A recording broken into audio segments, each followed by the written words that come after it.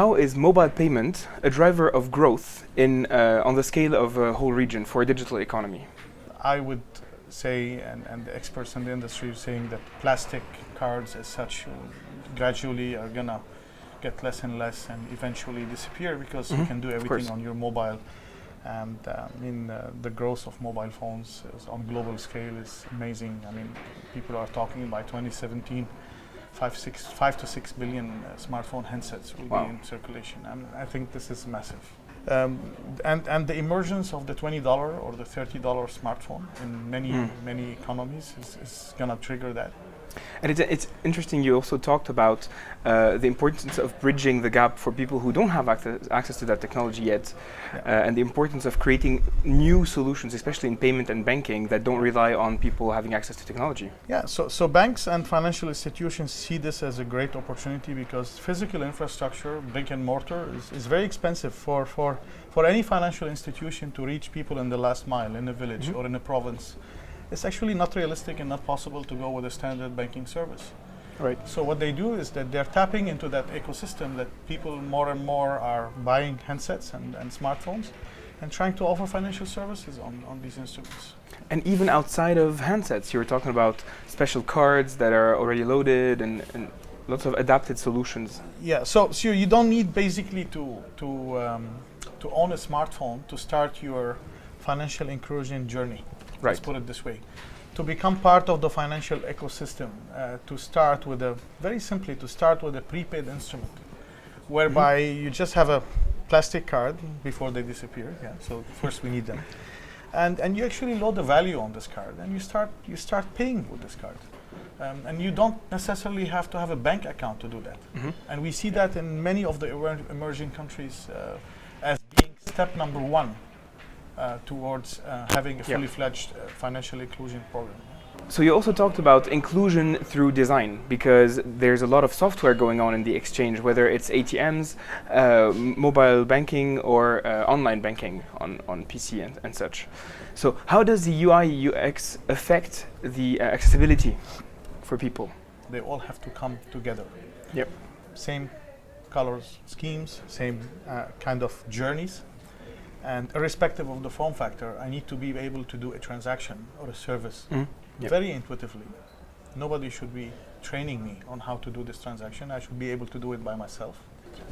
And in relation to that, you specifically said that it's more important to have an extremely good UI UX designer on the team, on the beginning of the team.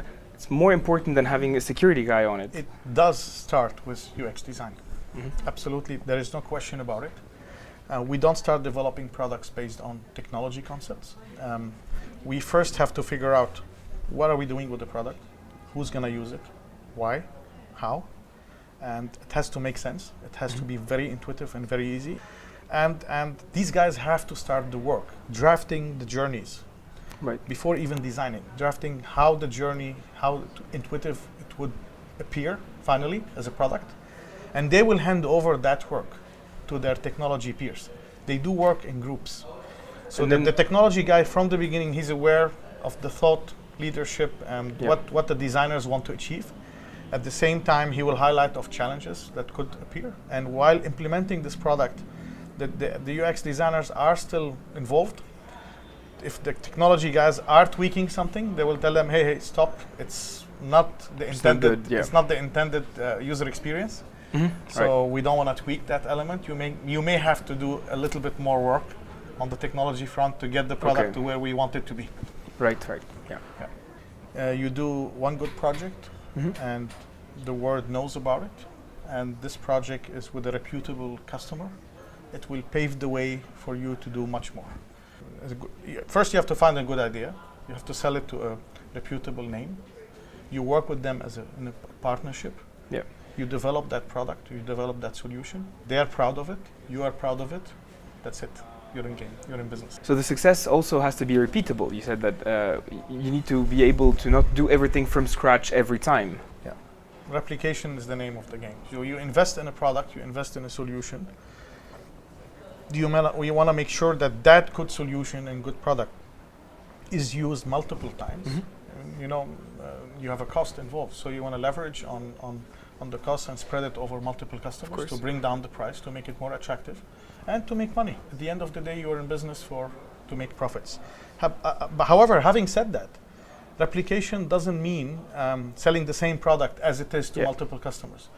We should not ignore the UX part and the journey. Of course. Every customer is unique, so you probably will have 60 to 80% of a replication, and you will have between 20 to 40% of customization to bring that personal element to every customer when you are actually transacting with that product. So there should be enough of a big common trunk, and then each customer gets a bit of personalization done. They have to feel and believe that this is their product, this is their solution, and not just feel and believe.